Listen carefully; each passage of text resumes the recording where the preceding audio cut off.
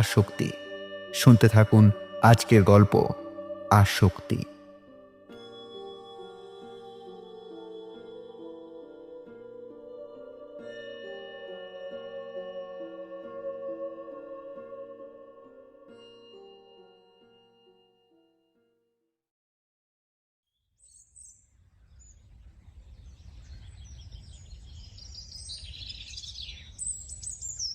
রিনি, রিনি, আয় তো মা একবার।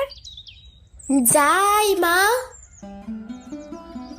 মুকুন্দপুরের একটি ছোট্ট পরিবারের মেয়ে রিনি খুব লক্ষ্মীমন্ত মেয়ে। খুব সাধারণভাবেই বেড়ে উঠেছে তার মা বাবার কাছে। তাদের পরিবার মধ্যবিত্ত হলেও নিম্ন মধ্যবিত্তের আওতায় পড়ে। গ্রাম একেবারে, তাই মেয়েদের সংসার সামলানোই কাজ। পড়াশুনো করলেও মেয়েদের চাকরি করাটা এখানে লোকে বাঁকা চোখেই দেখে এখনো। তাই রিনি পড়াশোনায় ভালো হলেও চাকরি করায় মন তার খুব একটা ছিল না।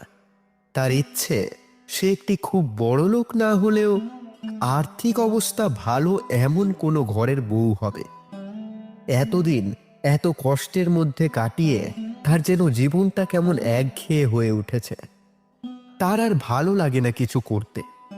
খালি মনে হয় তার একটা সুন্দর বর হবে, সুন্দর সংসার হবে। তাদের গ্রামের লোকের মতে নাকি তার বিয়ের বয়স হয়ে গেছে।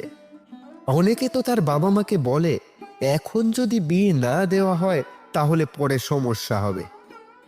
কিসের সমস্যা জিজ্ঞেস করলে তখন লোকলজ্জার ভয়ে এদিক ওদিক তাকিয়ে কানের কাছে চাঁদপানা মুখখানা নিয়ে এসে ফিসফিস করে বলতো, আরে জানো না নাকি, বাচ্চা গো বাচ্চা, বাচ্চা হতে সমস্যা হবে যে, বোঝো না নাকি গো। এসব কথা যদি সব সময় শুনতে হয় তাহলে কার মাথা ঠিক থাকে? এসব কথা শুনে শুনে তো রিনির মা বাবার প্রাণ ওষ্ঠাগত। তবে রিনির যে সম্বন্ধ দেখা হয়নি একদম তা কিন্তু নয়। সম্বন্ধ এলেও সেটা একটা কারণেই পাকা কথা অবধি আর এগোয়নি। তা হলো তার গায়ের রং। তার গায়ের রং কালো কিনা, কিন্তু সেটা কি রিনির দোষ? মেয়ে মানুষ কালো আর ছেলে মানুষের জীবনে ভালো কোনোদিন কেউ সহ্যই করতে পারে না। তাই এখানে কারোর দোষ ধরতে যাওয়াটাই বৃথা। যাই হোক, রিনির জন্য আবার একখান সম্বন্ধ এসেছে। রিনির মা বাবার তাই চিন্তার শেষ নেই। এবারে যেন ভগবান মুখ তুলে চান তাদের ওই কালো মেয়েকে যেন কেউ নিজের ঘরে নিয়ে গিয়ে উদ্ধার করে তাদের।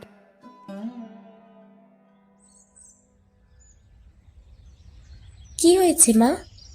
তাড়াতাড়ি স্নান টান করে তৈরি হয়ে নে দেখি ভালো করে।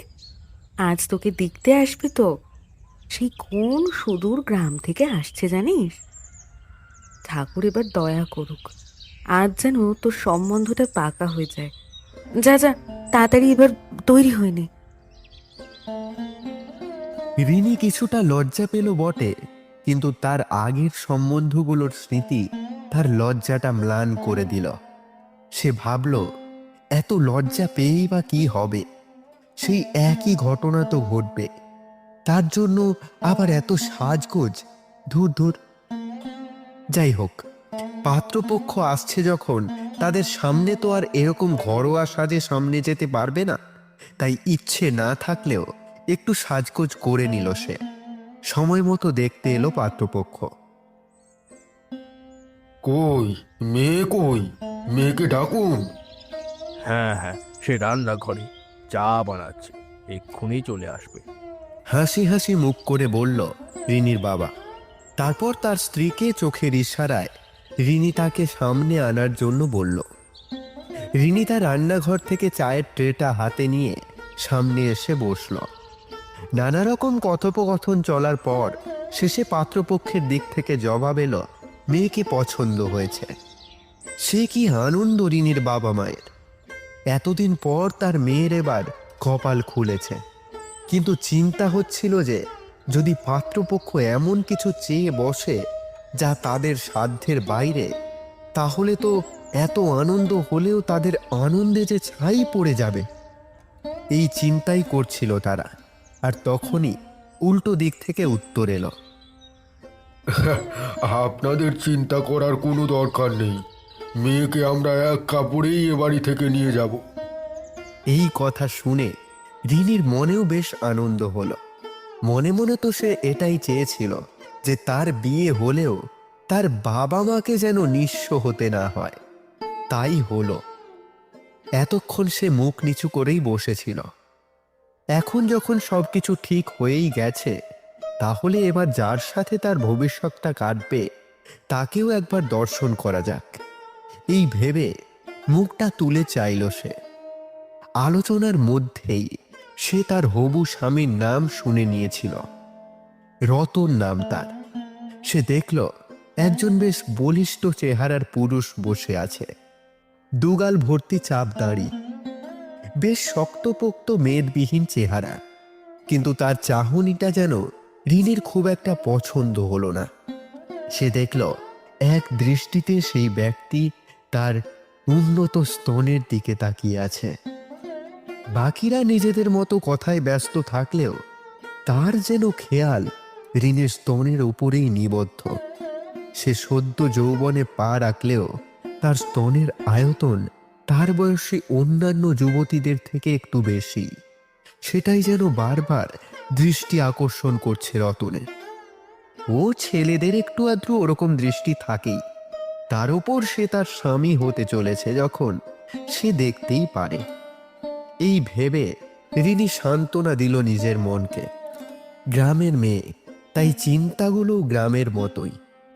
অবশেষে বিয়েটা যে হচ্ছে, এই তার ভাগ্য ভালো।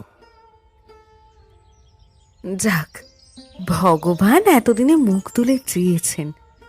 এখন থেকে আর লোকের কথা শুনতে হবে না, বলো? হ্যাঁ গিন্নি, কিন্তু ওরা কিছু না চাইলেও আমাদের তো কিছু দিয়ে পাঠাতে হবে মেয়েকে, নইলে লোকে কি বলবে। দেখি কতটা কি জোগাড় করতে পারি। অনেক কষ্ট করে এদিক ওদিক থেকে ধার দেনা করে অবশেষে বিয়ে হলো রিনির। বাপের বাড়ি ছেড়ে আজ এক নতুন জায়গায় নতুনভাবে জীবন শুরু করতে চলেছে সে।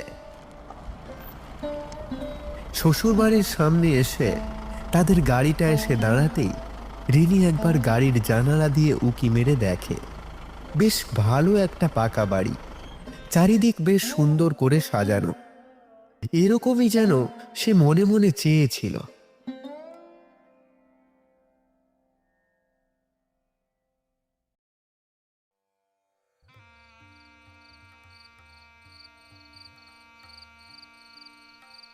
বিয়ের সব অনুষ্ঠান মিটে গিয়ে আজ তার ফুলশয্যার রাত। ঘরের বিছানায় মাথায় এক হাত ঘোমটা টেনে বসে আছে রিনি। একটু পরেই রতনের প্রবেশ ঘটল। লজ্জায় লাল হয়ে আছে রিনি, কি করবে বুঝতে পারছে না। চুপটি করে বসে আছে বিছানার এক কোণে। তার পাশে এসে বসলো রতন। এই যে, এবার ঘোমটাটা তোলো দেখি। এতদিন তো শুধু বাইরে থেকে দেখলাম, এবার ভিতর থেকেও দেখি কত রূপ তোমার। একটা বাঁকা হাসি হেসে বলল রতন। রিনি যেন ভয়ে জুবুথুবু হয়ে গেল। এর আগে কখনো এরকম কোনো পুরুষ মানুষের সামনে সে একা যায়নি, আর আজ তো একটা ঘরের মধ্যে। রতন তার স্বামী হলেও তার কথাবার্তার ধরন তাকে যেন আরো ভয় পাইয়ে দিচ্ছে। রতনের কথা শুনেও কিছু না করে সে বসে থাকলো চুপচাপ। রতন বিরক্ত হয়েই এবার বলল, কথাটা কানে যাচ্ছে না নাকি? আমি কি বসে থাকবো নাকি তোমার জন্য? বলেই এক টানে রিনির মুখের ওপর থেকে তার লজ্জা আভরণটা খুলে দিল সে। হুম, দেখতে তো বেশ ভালোই, খালি গায়ের রংটাই যা একটু চাপা। তাতে কি হয়েছে? আমার পছন্দের জিনিসটা তো সুন্দর। ও কি গদগদে, একদম রসে টইটম্বুর। বলেই সে হাত দিয়ে কচলাতে শুরু করলো রিনির কোমল পাকা আমের মতো স্তন দুটো। এই প্রথম কোনো পুরুষের শক্ত হাতের স্পর্শ পেয়ে রিনির বেশ কষ্ট হচ্ছিল। আর রতনের বাসনা তীব্র থাকার জন্য সে বেশ জোরে জোরেই মর্দন করতে থাকে তার মখমলের মতো স্তন দুটো। তারপর আস্তে আস্তে আলগা হতে শুরু করে রতনের পরনের সমস্ত বস্ত্র।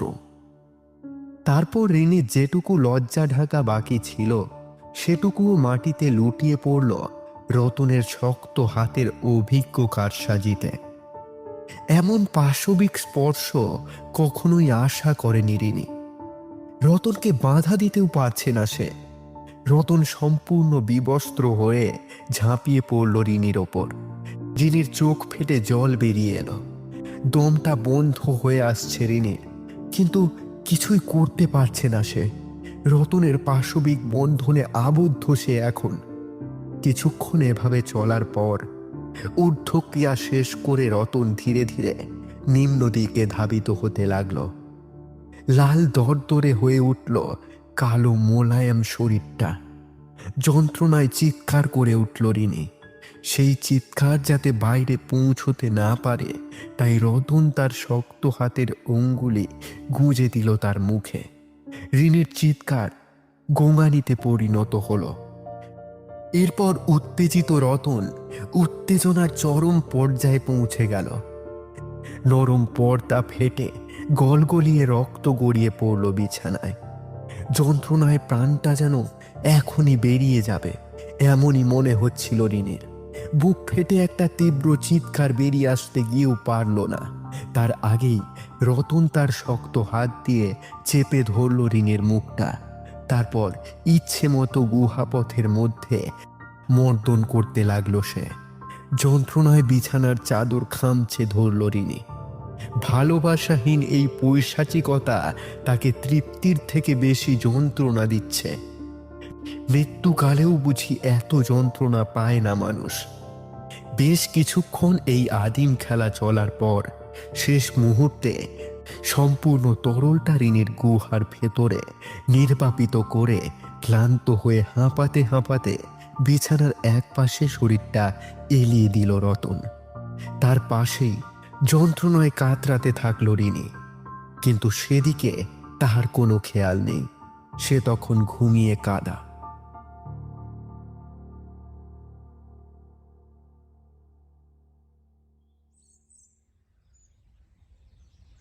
স্বামীর সাথে কাটানো প্রথম রাত যে এতটা যন্ত্রণাদায়ক হবে সেটা সে কল্পনাও করেনি কখনো।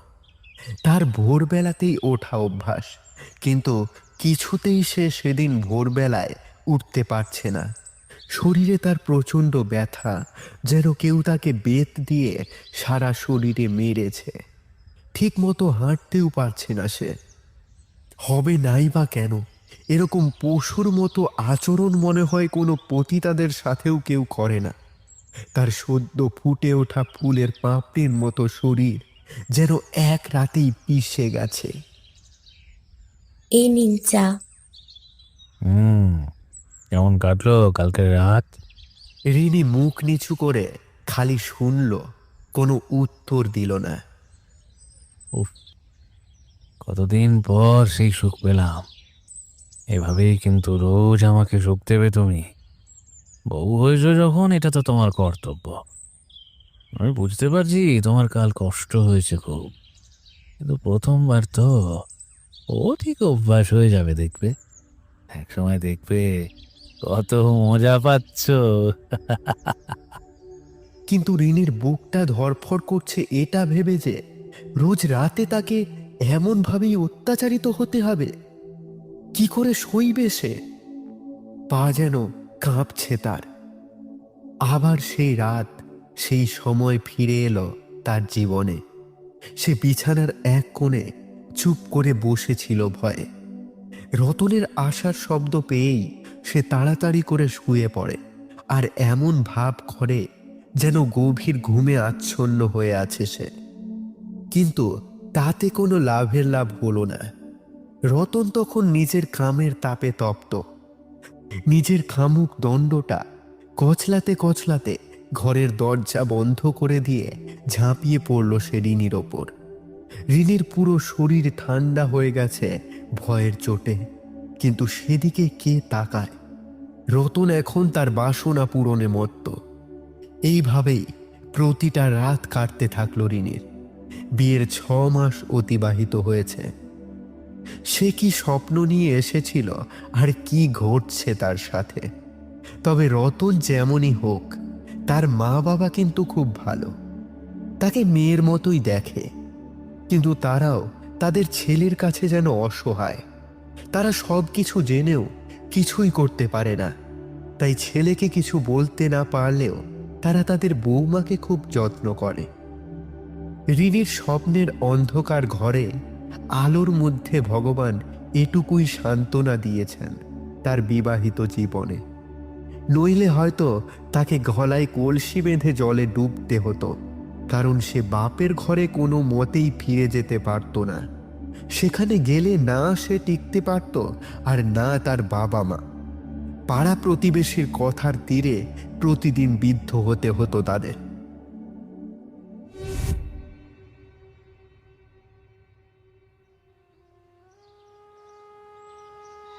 আজ সকালে হঠাৎ মাথা ঘুরে পড়ে যায় রিনি।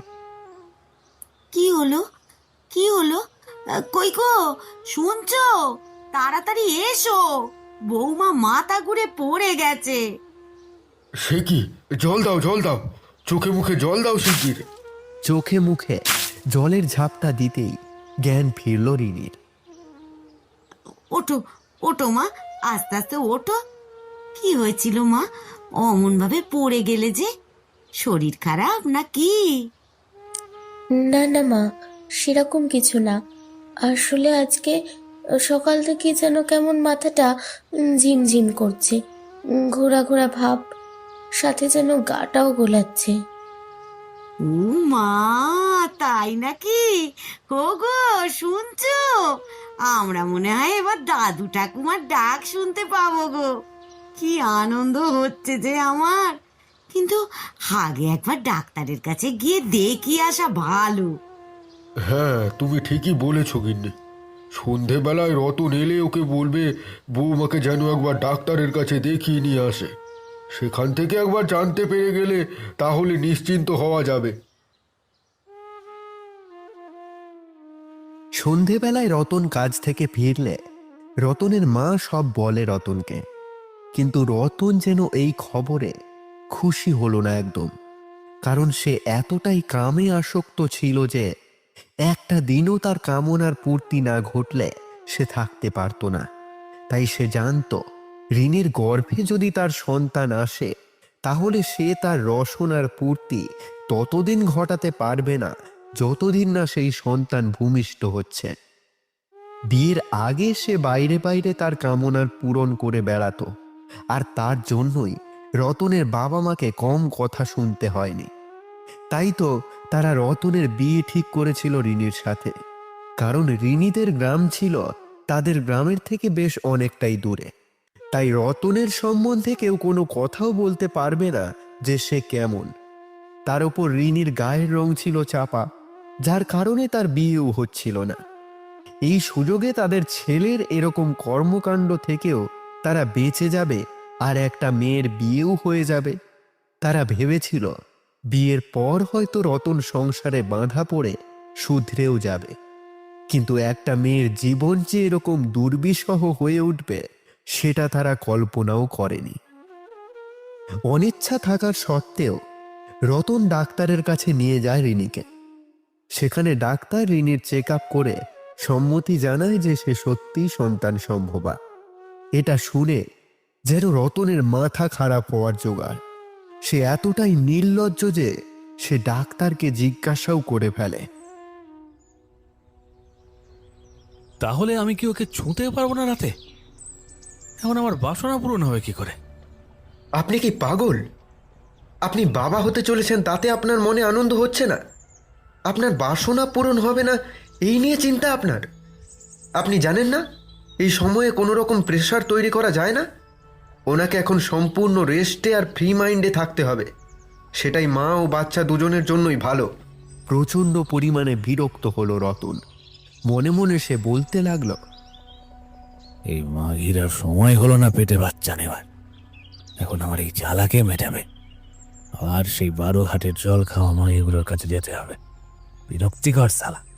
বলেই রতন রিনিকে মাঝ রাস্তায় একা ফেলে রেখে অন্য রাস্তা ধরতেই রিনি বলে ওঠে, কোথায় যাচ্ছেন? তোমার জেনে কাজ নেই, তুমি নিজের কাজ নিয়ে থাকো। মা বাবা চিন্তা করবেন তো, তাই বলছি। বেশি বকিস না তোমাকে, চুপচাপ ঘরে চলে যা। বলেই রতন রাগে গজগজ করতে করতে সেখান থেকে চলে গেল। রিনির চোখ ছলছল করে এলো।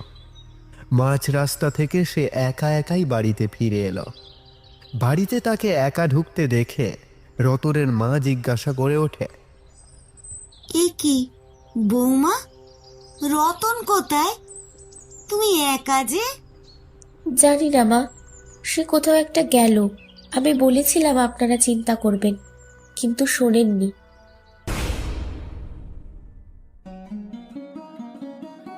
এইভাবেই প্রতিদিন রাতে কোথাও চলে যেত রতন, কিন্তু রিনি বুঝতে পারত না যে সে কোথায় যেত। জিজ্ঞাসা করলেও তাকে যাচ্ছে তাই করে কথা শোনাতো। কিন্তু রতনের মা বাবার আর বুঝতে বাকি ছিল না যে রতন কোথায় যায়, কিন্তু কোনোদিন কিছু বলতে পারতেন না, কারণ রতন এতটাই নিম্ন মস্তিষ্কের ছিল যে কিছু বললে সে তার বাবা মাকেও ছাড়তো না, অশ্রাব্য ভাষায় গালাগাল করত, তাই তাকে কিছু বলতেও পারতেন না তারা। এভাবেই কেটে গেল 7টা মাস। রিনের আজ 7, বাড়িতে তাই আজ আয়োজনের শেষ নেই। লোকজন আসছে, হই হুল্লোড় আনন্দে মেতে উঠেছে সারা বাড়ি, কিন্তু রতনের একদম ভালো লাগছে না এসব, অসহ্য লাগছে প্রচণ্ড। সে যে সময় কাজে যায় আজ তার থেকে কিছুটা আগেই বেরিয়ে গেল সে। সব আয়োজন শেষ, এবার রিনের সাধের পালা। তার সামনে তার শাশুড়ি খুব যত্ন করে নানা রকম পদ সাজিয়ে দিলেন। তোমাদের বৌমার তো রূপ যেন ফেটে পড়ছে গো রতনের মা, মনে হয় যে মেয়েই হবে গো। সে যেই আসুক, সুস্থভাবে এলেই হলো। সাথে আমার বৌমাও সুস্থ থাকুক, এই আশীর্বাদ করো গো তোমরা সবাই। শঙ্খধ্বনি আর উলুধ্বনিতে সারা ঘর গম গম করছে। কি আনন্দ সবার চোখে মুখে। রিনিও যেন তার সন্তানের অপেক্ষায় দিন গুনছে। সারা দিন আজকে আনন্দের সাথে বেশ ভালোই কাটলো। ওদিকে রতন ভাবল, কাজ থেকে আজ আর ঘরে গিয়ে কাজ নেই। এখনো ওদের নাটক শেষ হয়েছে কিনা কে জানে, বিরক্তিকর। আজকে বরং একেবারে আসল কাজটা সেরেই ঘরে যাব। কাজ থেকে বেরিয়ে সে সোজা চলে গেল পতিতাপল্লীতে। সেখানে তার বাধা ধরা একটি পতিতা ছিল, নাম তার চম্পা। যেমন রূপ তেমন তার কাজ। আজ পর্যন্ত কেউ তার থেকে অসুখী হয়ে ফিরে আসেনি। তার কাছেই প্রতি রাতে যায় রতন, আজও গেল, কিন্তু আজ সে নির্দিষ্ট সময়ের আগেই চলে গেছে, যার কারণে আজকে চম্পার ঘরের দরজা বন্ধ। চম্পার ঘরের দরজা বন্ধ দেখে রতন দরজায় ধাক্কা মেরে ডাকে চম্পাকে। চম্পা, এই চম্পা, দরজা খোল। মানে দরজা বন্ধ করে রেখেছিস কেন? খোল দরজা। চম্পা দরজা খুলে বলে, কি বাবু, আজকে এত তাড়াতাড়ি? আজকে কি চটপটানিটা একটু বেশি হচ্ছে নাকি গো? কিন্তু এখন তো হবে না বাবু, আমার অন্য কাস্টমার আছে, তুমি পরে এসো। কি? আমি পরে আসবো? আমি এখন এসেছি মানে এখনই তুই আমার সাথে থাকবি। তোর কাস্টমারকে পরে আসতে বল। মামার বাড়ির আবদার। তুমি কোথাকার ভিআইপি যে তোমায় আগে ছাড়তে হবে? এই শোনো, এখানে কেউ ফ্রিতে আসে না যে তাকে আগে ভাগিয়ে দেব। তুমি যদি অপেক্ষা করতে পারো তো করো, নইলে মানে মানে কেটে পড়ো দেখি। ওকে ছাড়তে হবে। এই ভাই, বেশি চোবা করবি না। আমার কি যাবার এত রোয়াব কিসে রে? তবে যেটা করতে বলছি সেটা কর, আজকে তোর ব্যবসা করে চুটিয়ে দেবো তাহলে। ওই ওই, গরম দেখাচ্ছিস কাকে রে তুই? এটা আমার এলাকা জানিস? একটা সিটি মারলে তো জ্যান্ত শরীর লাশ হতে বেশি সময় লাগবে না। তাই গরম বেশি না মারিয়ে চল ভাগ এখান থেকে। চম্পাকে গরম দেখাচ্ছে। চম্পা যেমন শরীর গরম করতে জানে, তেমন গরম শরীর ঠান্ডা করতেও 2 মিনিটও সময় লাগে না, বুঝেছিস? ভাগ শালা। এরপর নিজের স্বভাববশত রতন চম্পার দিকে তেড়ে যেতেই চম্পার একটা সিটিতেই রতনকে ঘিরে ধরল 10-12টা হাট্টা গোট্টা জওয়ান। তারা রতনকে এক ধাক্কা মারতেই রতন মাটিতে পড়ে গেল। সে দেখল এখন আর ঝামেলা করলে চলবে না, তাহলে আজকে সে আর আস্ত ঘরে ফিরতে পারবে না। তাই সে রাগে ফুঁসতে ফুঁসতে চুপচাপ চলে গেল সেখান থেকে। তার মাথায় এখন গরম রক্ত ফুটছে। একটা সামান্য পতিতার কাছে আজ তাকে এভাবে অপমানিত হতে হয়েছে। তার উপর খাম ক্ষুধায় জ্বলছে সে। সে মনে মনে ভাবছে এই সবই হয়েছে ওই রিনির জন্য। সে ঘরের দরজাটা প্রচণ্ড আঘাতের সাথে খুলতেই রিনি চমকে উঠল। সারাদিন অনুষ্ঠানের হইহট্টগোলের পর সে একটু বিশ্রাম নিচ্ছিল। হঠাৎ এমন প্রচণ্ড শব্দে তার ঘুম ভেঙে যেতেই সে দেখে রতনের চোখ ক্রোধে লাল হয়ে গেছে, যেন আজকে সে রিনিকে গিলে খাবে। রতনের এমন রূপ রিনি আগে কখনো দেখেনি, কিন্তু কেন এত রেগে আছে রতন সেটা বুঝতে পারছে না রিনি। ভয়ে তার হাত পা কাঁপছে। সজোরে দরজাটা বন্ধ করে দিল রতন। তোর জন্য আজকে আমায় এত অপমানিত হতে হলো। না তুই এই পেটে বাচ্চা আনতিস, আর না আমায় ওই শ্যামাগি চম্পার কাছে যেতে হতো। আমার ওপর যেখানে আঙুল তুলে কথা বলার সাহস পায় না কেউ, এখানে আজ আমায় বেশ্যাটা অপমান করে তাড়িয়ে দিল। তো বড় সাহস! ওকে আমি পরে দেখে নেব, আগে তোর পালা। বলেই সজোরে রিনির চুলের মুঠিটা ধরল রতন। যন্ত্রণায় চিৎকার করতে লাগলো রিনি। ছেড়ে দাও, ছেড়ে দাও আমায়, আমাকে ছেড়ে দাও, আমার খুব কষ্ট হচ্ছে, ছেড়ে দাও। আমার পেটে তোমার সন্তান আছে, তার ক্ষতি হয়ে যাবে, ছেড়ে দাও আমায়, আমাকে ছেড়ে দাও। এত চিৎকার চেঁচামেচিতে রতনের বাবা মায়েরও ঘুম ভেঙে গেছে। তারা তাড়াতাড়ি করে উঠে এগিয়ে এলো রতনের ঘরের দিকে। রতনের ঘরের সামনে এসে তারা দেখে রতনের ঘরের দরজা বন্ধ ভেতর থেকে। তারা দরজায় ধাক্কা দিয়ে ডাকে রতনকে। রতন, রতন, দরজা খোল। বৌমা চিৎকার করছে কেন? দরজাটা খোল এক্ষুনি, ছেড়ে দে ওকে। ওর কিছু হয়ে গেলে এক্ষুনি একটা বড় সর্বনাশ হয়ে যাবে। ছাড় ওকে, দরজা খোল এক্ষুনি। দরজা খোল কুলাঙ্গার, ছেড়ে দে বৌমাকে। বাচ্চাটার ক্ষতি করিস না, ছেড়ে দে। কে কার কথা শোনে? এখন রতনের মধ্যে যেন এক অসুর ভর করেছে। কোনো কিছুই তাকে এখন আটকাতে পারবে না যেন। তাহলে আজকে তোর জন্য আমায় খালি হাতে ফিরতে হয়েছে, এখন তুই মেটাবে আমার জ্বালা। বলেই সে নিজের জামা প্যান্ট খুলতে লাগলো। রিনি কোন দিকে পালাবে যেন ভেবে পাচ্ছে না। না না না না,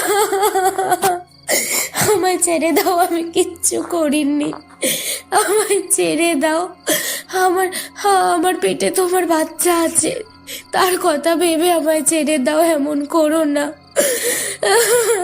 করো না এমন। মরে যাবে যে সে যে এখনো পৃথিবীর আলোটুকুও দেখতে পায়নি। ওর তো কোনো দোষ নেই, ছেড়ে দাও ওকে, তোমার দুটি পায়ে পড়ি, ছেড়ে দাও। দরজার বাইরে থেকে রতনের মা বাবাও একভাবে ডেকে যাচ্ছে রতনকে। কি করবে যেন বুঝতেই পারছে না তারা। ওগো, কিছু করো না গো, ওই অসুরটা যে আমাদের বৌমাকে মেরে ফেলবে গো। আমাদের বংশের প্রদীপ যে নিভে যাবে গো, কিছু একটা করো। রতনের মা কাঁদতে কাঁদতে বলে তার স্বামীকে। অনেক চেষ্টা করেও কিছু করতে না পেরে তখন নিরুপায় হয়ে আশেপাশের লোকজনকে ডাকতে ছুটল রতনের বাবা। রতন এবার এক টানে খুলে দিল রিনির শাড়ি। তারপর ঠেলে ফেলে দিল বিছানায়। বেশ আঘাত পেল রিনি। তাতে যেন তার যন্ত্রণা শুরু হয়ে গেল। রতন এবার তার ওপর চড়ে বসল। রতনের ওই শক্তপোক্ত বিশালাকায় পাহাড়ের মতো শরীরের তলায় রিনি চাপা পড়ে গেছে। কিছু করার ক্ষমতা নেই তার এখন।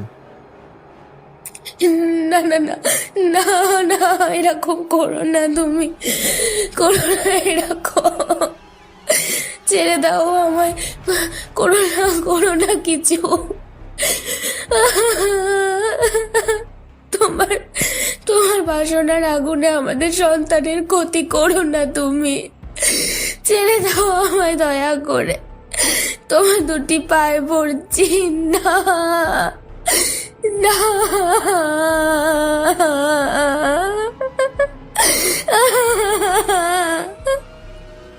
তীব্র যন্ত্রণায় ছটফট করতে লাগলো রিনি। তার নিম্নাঙ্গ দিয়ে শুধু রক্তের ধারা বইতে শুরু করলো এবার। কি ভীষণ ভয়ঙ্কর পরিবেশ তৈরি হয়েছে, যেন এই দৃশ্য দেখে দেবতারাও আঁতকে উঠেছেন। রিনির দেহ শিথিল হয়ে যাচ্ছে এবার। আস্তে আস্তে যেন সব কিছু নিভে আসছে তার চোখে। ওদিকে রতনের বাবা আশেপাশে লোক ডেকে নিয়ে এসে দেখে ভিতরেও রিনির আর কোনো শব্দ পাওয়া যাচ্ছে না।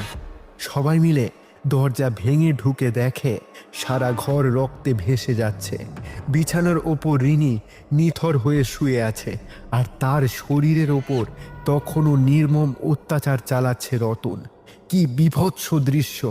যেন স্বয়ং বিধাতাও এই দৃশ্য দেখে নিজের সৃষ্টির প্রতি লজ্জায় ঘেন্নায় মুখ ফিরিয়ে নিয়েছেন। সবাই যেন এই দৃশ্য দেখে কিছুক্ষণের জন্য পাথর হয়ে গেছিল। তারপর নিজেদের সম্বিত ফিরতেই সবাই মিলে এক ধাক্কায় ঠেলে ফেলে দিল রতনকে রিনির ওপর থেকে। মেঝেতে গড়িয়ে পড়া রক্তের ওপর আছাড় খেয়ে পড়ল রতন। এতক্ষণ এই আসুরিক কাজ করতে করতে যেন সে নিজে এক মহা অসুরে পরিণত হয়েছে। অট্টহাসিতে ফেটে পড়ে সে। রিনির বিবস্ত্র শরীরটাকে কোনো রকমে চাপা দিয়ে তাকে সকলে মিলে হাসপাতালে নিয়ে যায়। তার শরীর থেকে অনবরত রক্তের স্রোত বয়ে চলেছে, কিন্তু শেষ পর্যন্ত তার শরীরে এই ভীষণ অত্যাচার সহ্য করতে পারেনি। তার মধ্যে দিনের পর দিন একটু একটু করে বেড়ে ওঠা সেই নিষ্পাপ প্রাণের আর এই পৃথিবীর আলো দেখা হলো না। কি নিদারুণ কষ্টের মধ্যে তাকে তার মায়ের গর্ভেই প্রাণ ত্যাগ করতে হলো। এই মৃত্যু যেন হাসপাতাল সহ পুরো গ্রামবাসীকে স্তব্ধ করে দিয়েছিল। যে মাকে তারা সকলে মিলে সেদিন সকাল বেলাতেই দুহাত ভরে আশীর্বাদ করে এসেছিল সুস্থ সন্তানের জন্য, কত আনন্দমুখর সময় কাটালো সবাই, আর এখন সেই মায়েরই নিথর দেহ দেখতে হচ্ছে তাদের। এক সুন্দর ফুটফুটে প্রাণকে কিভাবে চলে যেতে হলো, এ যেন এক ভীষণ বিভীষিকা। এরপর সকলে মিলে সেই মহা পাপিষ্ঠ অসুররূপী মানবকে আইনের হাতে তুলে দিতে চাইলেও পারে না, কারণ এই ঘটনার পর সে কোথায় পালিয়ে গেছিল কেউ জানে না। তাকে পুলিশ তন্ন তন্ন করে খুঁজেও খুঁজে পায়নি কোথাও।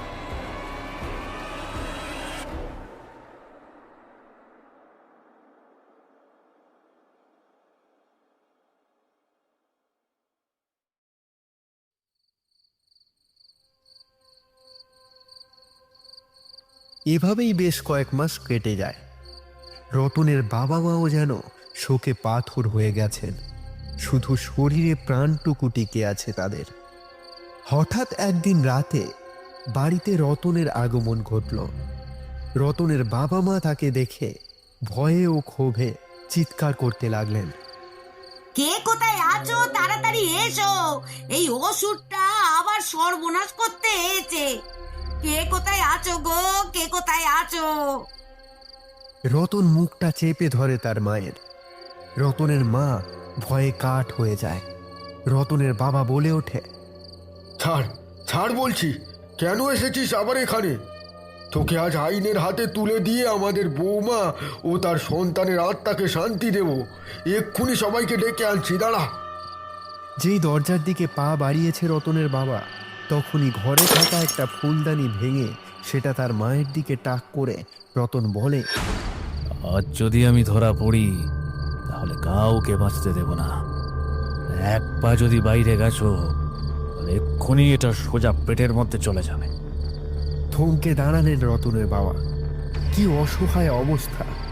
না তিনি কাউকে ডাকতে যেতে পারছেন, আর না স্থির থাকতে পারছেন। এভাবে এই কুলাঙ্গারটাকে তিনি কি করে ছেড়ে দেবেন বুঝতেই পারছেন না। আজ থেকে আমি এখানেই গা ঢাকা দিয়ে থাকবো। শুধু রাতের বেলায় আসবো, আবার ভোর রাতে চলে যাব। কেউ যদি ঘুণাক্ষরেও টের পেয়েছে আমার ব্যাপারে, তাহলে দুজনকেই এখানে মেরে পুঁতে দিয়ে যাব। যদি বাঁচতে চাও তাহলে একদম মুখটা বন্ধ করে থাকবে। যদি মুখ খুলেছ তাহলে মুখ খোলার মতো আর অবস্থা থাকবে না, মনে থাকে যেন। ভয়ে রতনের বাবা মা কেউই কিছু বলতে পারে না কাউকে।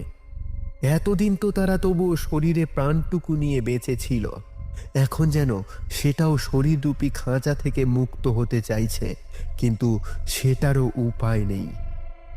রতন রোজ ঠিক রাতে আসে, তারপর আবার ভোর রাতেই পালিয়ে যায়, যাতে কেউ তাকে দেখে না ফেলে।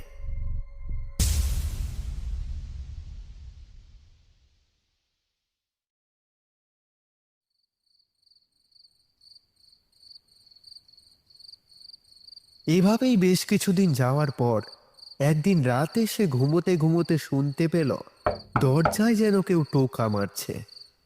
প্রথমে সে ঘুমের ঘোরে পাত্তা না দিলেও প্রতিনিয়ত শব্দটা বাড়তে থাকায় তখন সে বিরক্ত হয়ে বলে, কে কে এত রাতে দরজায় টোকা মারছে?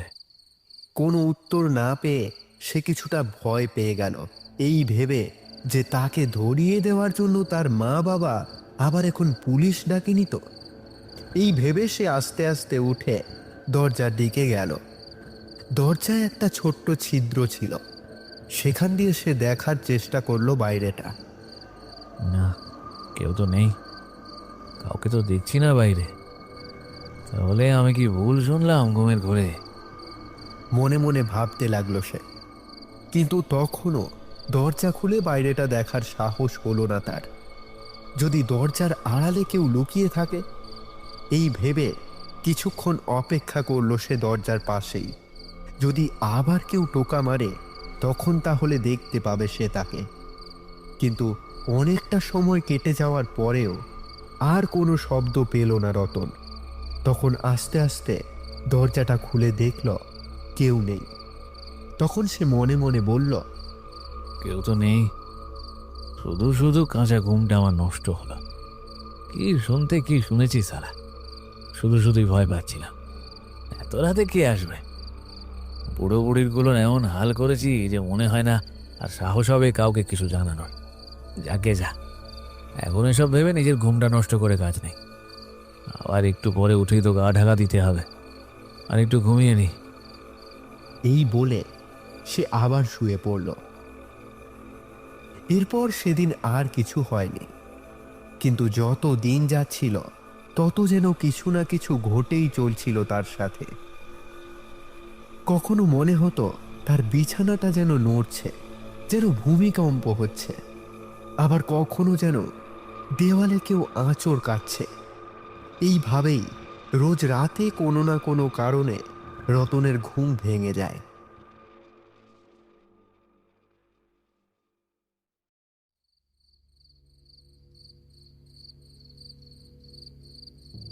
একদিন রাতে সে সবেমাত্র ঘুমিয়েছে, হঠাৎ যেন তার গায়ে কারোর স্পর্শ পেল বলে মনে হলো তার। সদ্য ঘুমানোর জন্য তার ঘুমটা তৎক্ষণাৎ ভেঙে গেল। সে চারিদিকে চোখ বুলিয়ে দেখে নেয় কেউ নেই। মনের ভুল ভেবে আবার সে ঘুমিয়ে পড়ে। তার কিছুক্ষণ পরেই তার নাকে আসে এক অদ্ভুত সুবাস। গন্ধটা কিছুটা শুকিয়ে নিয়েই সে বলল, আহ, কি সুন্দর গন্ধ! কিন্তু এই গন্ধটা আমার এত চেনা চেনা লাগছে কেন? কি মায়াবী গন্ধটা! উফ, বড়ই আনচান করছে মনটা। কিন্তু গন্ধটা আসছে কোত্থেকে? এত রাতে যেখানে ঘর পুরো বন্ধ, সেখানে এই সুবাস কোথা থেকে আসছে? এই কথা বলতে বলতেই তার মনে হলো বিছানাটা যেন ভিজে ভিজে লাগছে, কিন্তু ব্যাপারটা কি ঘটছে সে বুঝতে পারলো না কিছুই। কি ব্যাপার, বিছানা হঠাৎ আবার ভিজে ভিজে লাগছে কেন? জল পড়লো কোথা থেকে? বলেই সে উঠে বসতেই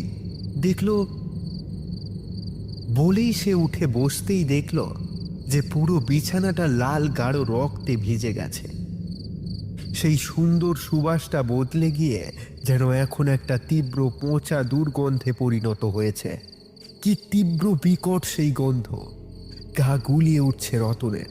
তাড়াতাড়ি করে বিছানা থেকে নামতে গিয়ে পা পিছলে পড়ে গেল সে। মেঝেতে চটচটে মতো কি যেন একটা পড়ে আছে। সে ভালো করে দেখতেই দেখল কালচে ঘন রক্ত তার বিছানা থেকে গড়িয়ে সারা মেঝেতে ছড়িয়ে পড়েছে। তার সারা শরীর রক্তে মাখামাখি হয়ে গেছে।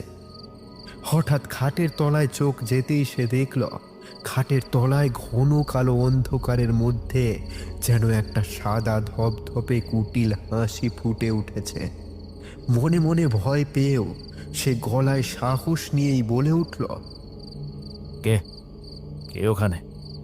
কে আমার সাথে এমন ফালতু মজা করছে? তারা তো সাহস! আয়, বেরিয়ে আয় এক্ষুনি, বেরিয়ে আয় বলছি। বলেই সে ঝুলে থাকা বিছানার চাদরটা সরিয়ে ভালো করে দেখতেই দেখল কেউ নেই। কি হলো? এখানে তো কেউ নেই। তাহলে আমি কি ভুল দেখলাম? না, আমি স্পষ্ট দেখলাম কেউ তলায় আছে, আর আমায় এমন অবস্থায় দেখে হাসছে। তাহলে কি পুরোটাই চোখের ভুল? ভাবতে ভাবতে সে খাটের তলা থেকে বেরিয়ে আসতেই দেখল মেঝেতে যার কারণে সে পা পিছলে পড়ে গেল সেই রক্তের কোনো চিহ্ন মাত্র নেই। তার বিছানাও একদম পরিষ্কার, আর না আছে কোনো রকম গন্ধ। সে বুঝতেই পারছে না যে কি ঘটছে তার সাথে, কেন এসব দেখছে সে। তার রাতের ঘুম যেন উড়ে গেল। সে শুয়ে শুয়ে বলতে লাগলো, না, মনে হয় অনেক দিন কোনো মাগিকে খাইনি বলে এরকম হচ্ছে আমার সাথে। কালকেই যাবো ওই চম্পার কাছে, ওর হিসাবটাও তো বাকি আছে। কাল সব হিসাব উসুল করে চলে আসবো। এমন অবস্থা করব যে বিছানা ছেড়ে উঠতেই পারবে না। কথাটা বলতে বলতে মুখে একটা বাঁকা হাসি ফুটল রতনের। এতক্ষণ যা কিছু হয়েছে সেসব যেন সব ভুলেই গেল সে। সে কালকের অপেক্ষায় যেন অস্থির হয়ে উঠল। এতদিন সে কোনো মেয়ের গায়ে হাত দিতে পারেনি লুকিয়ে থাকার জন্য, কিন্তু আর সে থাকতে পারছে না। যেন তার কাম বাসনা আবার জেগে উঠতে লাগলো। পরের দিন ঠিক রাতের বেলায় চম্পার কাছে গিয়ে হাজির হলো রতন। রাত তখন ভালোই হয়েছে। সে জানতো যে কখন চম্পা ফাঁকা থাকে, কারণ সে রিনির গর্ভধারণ অবস্থায় রোজই তার কাছে যেত রাতে। তাই সে জানতো যে চম্পার লোকজন কখন ঘুমায়। ঠিক সেই সময় বুঝেই গেল সে, যাতে চম্পাকে ধরতে তার অসুবিধা না হয়। তার মনে কামনার আগুন আর প্রতিশোধের আগুন দুটো একসাথে জ্বলছে। সে চম্পার ঘরের দরজায় বেশ কয়েকবার টোকা মারে। ভিতর থেকে চম্পা বলে, কে? এত রাতে কে এসেছিস? এখন চম্পা বিশ্রাম করছে, এখন সবার জন্য চম্পার দরজা বন্ধ। ভাগ এখান থেকে, ভাগ। কিন্তু রতন আবার দরজায় টোকা দিল। তখন চম্পা রেগে গিয়ে বলে, কে রে হারামজাদা? চলে যেতে বলছি, কথা কানে যাচ্ছে না নাকি? চম্পাকে যদি উঠতে হয়েছে তাহলে তোর বাড়ি যাওয়া বন্ধ করে দেবো। সালা মানে মানে কেটে বল, ভাগ এখান থেকে, ভাগ। রতন আবার টোকা মারতেই চম্পা তখন রেগে গিয়ে দরজা খোলে। দরজা খুলতেই রতন তার মুখটা চেপে ধরে ঘরে ঢুকে যায়। মাগি, সেদিন খুব বেইজ্জতি করেছিলি না আমাকে, আজ তার শোধ তুলবো। তোর শরীরের প্রতিটা অঙ্গ প্রত্যঙ্গ আজ ভোগ করবো। এমন দশা করবো বিছানা ছেড়ে উঠতেই পারবি না। এমনিতে চম্পা খুব সাহসী মেয়ে, কিন্তু রতনের বিশালাকায় শরীরের কাছে তার নরম শরীর যেন পেরে উঠল না। তার মুখে রতন কাপড় পুড়ে দিল যাতে সে কোনো শব্দ না করতে পারে। তারপর তার হাত দুটো কষিয়ে বেঁধে দিল। তারপর তার শরীরের ঘ্রাণ নিতে নিতে বলল, কতদিন এই গন্ধটা না খেয়ে আসেনি। এতদিনের বাসনা আজ পূরণ করব। এরপর তাকে বিছানায় ঠেলে ফেলে দিয়ে তার শরীরের ওপর চড়ে বসলো রতন। চম্পা আপ্রাণ চেষ্টায় চিৎকার করার চেষ্টা করলেও পারল না। সে দেখল যেন কোনো এক অসুর তার উপর চড়াও হয়েছে। চম্পা কিছুতেই নিজেকে ছাড়াতে না পেরে অসহায় হয়ে রতনের কামের আগুনে পুড়তে লাগল। রতন তার সমস্ত শক্তি যেন তার বাসনা পূরণের জন্য এতদিন বাঁচিয়ে রেখেছিল। সে পরম তৃপ্তির সাথে চম্পাকে ভোগ করতে লাগলো। কিছুক্ষণ পর চম্পার কোনো সাড়া না পেয়ে তার মুখের দিকে তাকাতেই চমকে ওঠে সে। ভয়ে সে ছিটকে আসে চম্পার কাছ থেকে। সে দেখে চম্পার মুখটা আর চম্পার মুখ নেই। এক ভয়ঙ্কর দেখতে কোনো মেয়ের মুখমণ্ডলে পরিণত হয়েছে, যেন চম্পার শরীরে চম্পার মুখের জায়গায় অন্য কারোর মুখ কেউ কেটে বসিয়ে দিয়েছে। তার মুখটা ফ্যাকাশে নীলচে বর্ণের, তার চোখ দুটো গাঢ় কালচে লাল। সে রতনের দিকে তাকিয়ে আছে আর অনবরত হেসে চলেছে।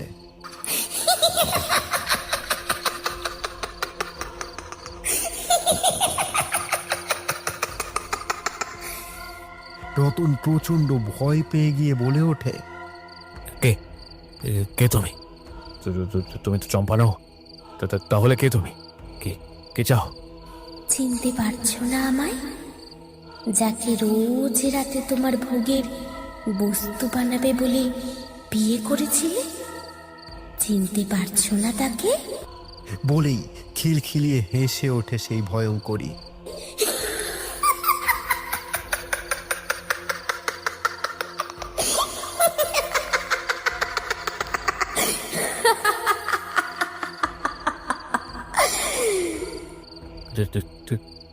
রিনি, তুমি রিনি? তুমি কোথা থেকে এলে? তুমি তো মরে গেছিলে, এখানে এলে কি করে? আমি তো এতদিন তোমার সাথেই ছিলাম, বুঝতে পারোনি? রোজ রাতে তো তোমার সাথেই থাকতাম। গন্ধ পাওনি আমার? রতন এবার অবাক হয়ে বলল, কি রাতে যে সুন্দর গন্ধ নাকি আসতো, তার মানে সেটা তোমার ছিল? তাই এত চেনা চেনা লাগতো গন্ধটা। তার মানে রাতে আমার ঘরে যা যা করতো সেসব তুমি করতে? বলতে বলতে রতন নেমে এলো চম্পার শরীর থেকে। হেসে উঠে চম্পার শরীরে থাকা রিনি বলল,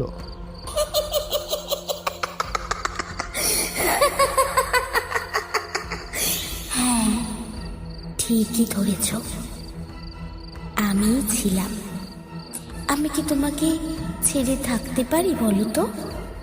কি হলো, নেমে গেলে কেন? এসো, নিজের বাসনা মিটিয়ে নাও। তোমার তো খুব খিদে। এসো, তোমাকে তৃপ্ত করি। আজ অনেক সুখ দেব তোমাকে। আমি বেঁচে থাকতে যা তোমায় দিতে পারিনি, আজ তাই দেব। অত দূরে থেকো না, কাছে এসো। এসো।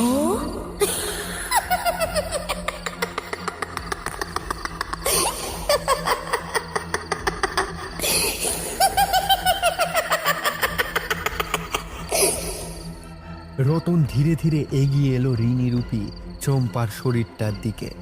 তারপর তার বলিষ্ঠ হাত দুটো দিয়ে চেপে ধরল রিনিরূপী চম্পার গলা। কিন্তু তাতে রিনির কিছুই হলো না। খিলখিলিয়ে হেসে চলল সে।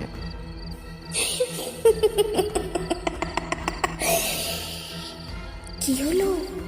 মারো, মারো আমাকে। কোথায় গেল তোমার শক্তি? মারতে পারছো না আমাকে?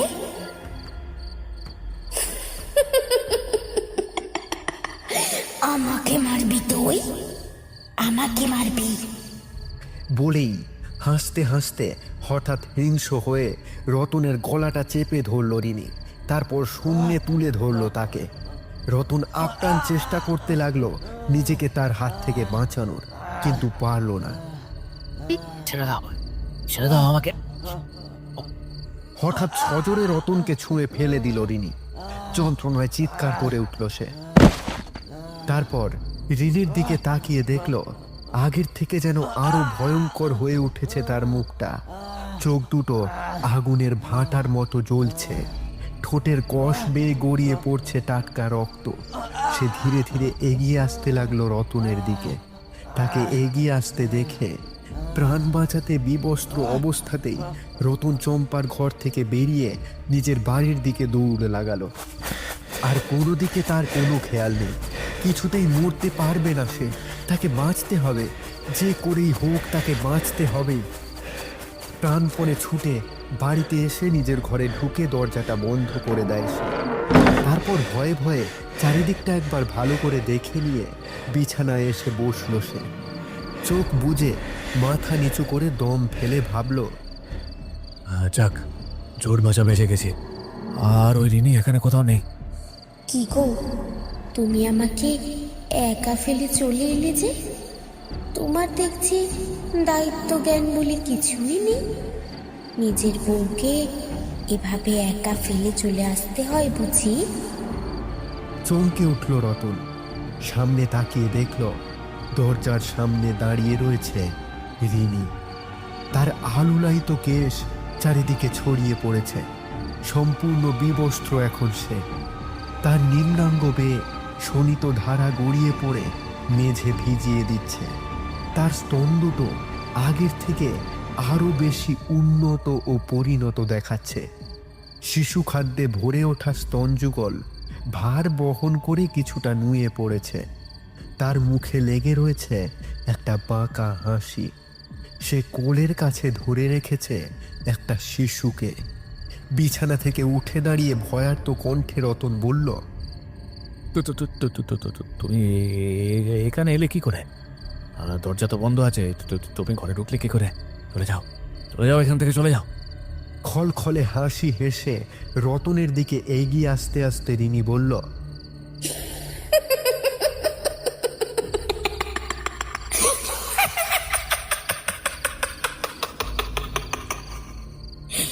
চলে যেতে তো আসিনি, তোমাকে নিয়ে যেতে এসেছি। তুমি তো আমার স্বামী গো, তোমাকে ছেড়ে কি আমি একা থাকতে পারি বলো? এই দেখো তোমার মেয়ে। যেদিন আমার সাথ দেয়া হলো সেদিন প্রতিবেশী কাকিমা বলেছিলেন, তোমাদের বৌমার তো রূপ যেন ফেটে পড়ছে গো রতনের মা, মনে হয় যে মেয়েই হবে গো। কিন্তু সেই রাতেই তো তুমি তোমার কামনার আগুনে পুড়িয়ে মারলে আমাকে। আর সেই আগুনে দগ্ধ হলো আমাদের ফুটফুটে মেয়েটা, যার কোনো দোষই ছিল না।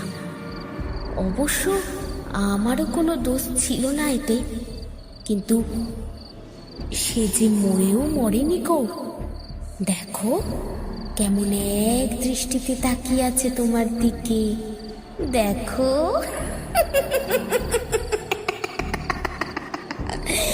ওর খুব খিদে জানো তো, ওর যাকে ভালো লেগে যায় তার রক্ত না খাওয়া পর্যন্ত ও শান্ত হয় না। ওই দেখো দেখো কেমন কান্না শুরু করে তোমায় দেখে। না না, কাঁদে না, মাছ তোকে পেট ভরে খেতে দেব। রিনি একেবারে সামনে এসে দাঁড়ালো রতনের। তারপর তার একটা হাত নিয়ে নিজের স্তনের ওপর রাখল। তার শীতল শরীরে হাত ছোঁয়াতেই শিরশিরিয়ে কেঁপে উঠল রতনের সারা শরীর। এরপর রিনি রতনের নেতিয়ে পড়া দণ্ডটা ধরে নাড়াতে থাকল। রিনির হাতের স্পর্শ পেয়ে আবার জেগে উঠল সেটা। সুখে চোখ বন্ধ করে ফেলল রতন। ঠিক সেই মুহূর্তেই একটা জোর হ্যাঁচকা টানে রতনের জাগরিত দণ্ডটা শরীর থেকে উপড়ে নিল রিনি। তীব্র আত্মচিৎকারে ভরে গেল সারা বাড়ি। অঝোর ধারায় রক্ত বেরিয়ে আসতে লাগলো। ধীরে ধীরে দম বন্ধ হয়ে আসছে তার। রিনি বাঁ হাতে শিশুটাকে ধরে রেখে ডান হাতে রতনের শরীরটাকে উল্টো করে চাকিয়ে ধরল। রতনের ক্ষতস্থান থেকে রক্তিম ধারা গড়িয়ে এসে পড়তে লাগলো শিশুটার মুখে। শিশুটা আনন্দের সাথে তা পান করতে লাগলো। পরক্ষণে রিনিও হাঁ করে গিলে খেতে লাগলো রতনের লোহিত ধারা।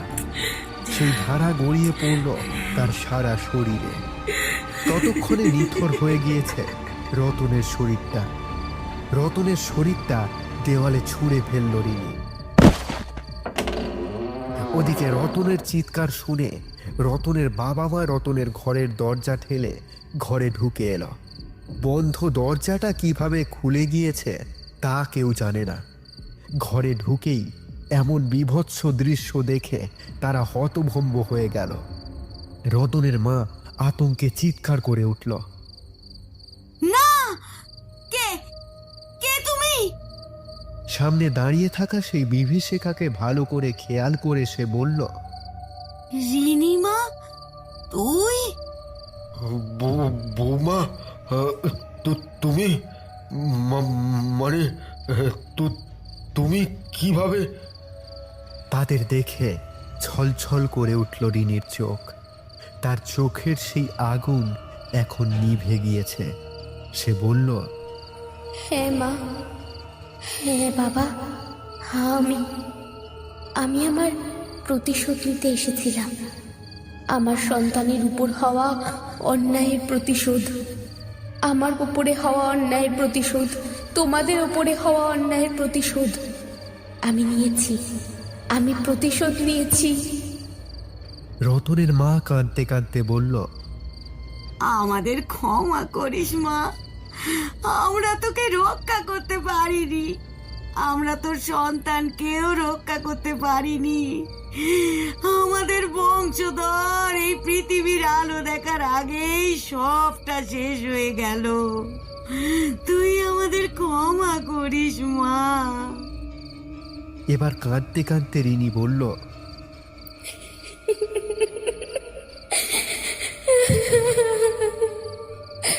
তোমাদের কোনো দোষ নেই মা।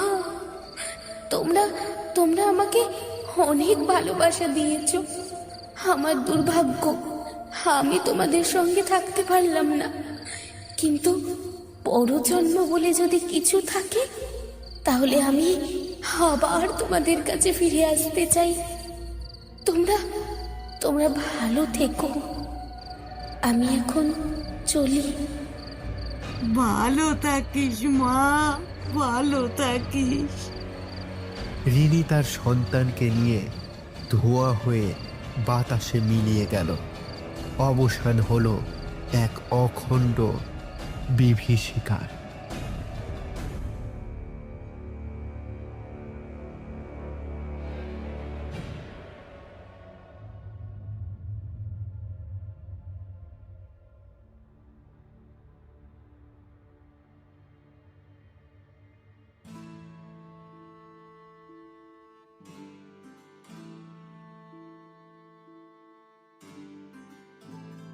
শেষ হলো আজকের গল্প।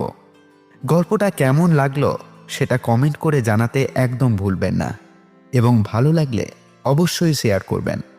আজকের গল্পের সূত্রধর ও গল্প পাঠে আমি সূর্য। বিভিন্ন চরিত্রে অতনু, শ্রেয়সী, দিগন্ত, সুদীপ্তা, সঞ্চালী, রঞ্জুশ্রী, প্রত্যুষা, খুশি ও সূর্য। আবহে কৃষ্ণ। প্রচ্ছদ অলঙ্করণে সায়ন। পরিচালনায় টিম স্টোরি ট্রাভেল। তাহলে দেখা হচ্ছে আবার অন্য কোনো গল্পে। ততক্ষণ সবাই ভালো থাকুন, সুস্থ থাকুন। শুভরাত্রি।